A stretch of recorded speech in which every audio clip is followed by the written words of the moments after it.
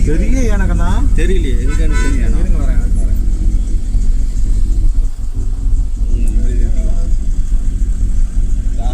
இங்கே நிற்குதுங்க. முதல்ல பின்னாடி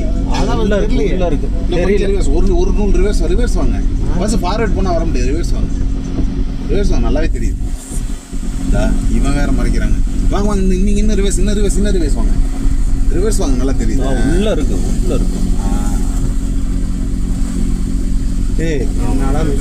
இப்போ முன்னாடி போங்க.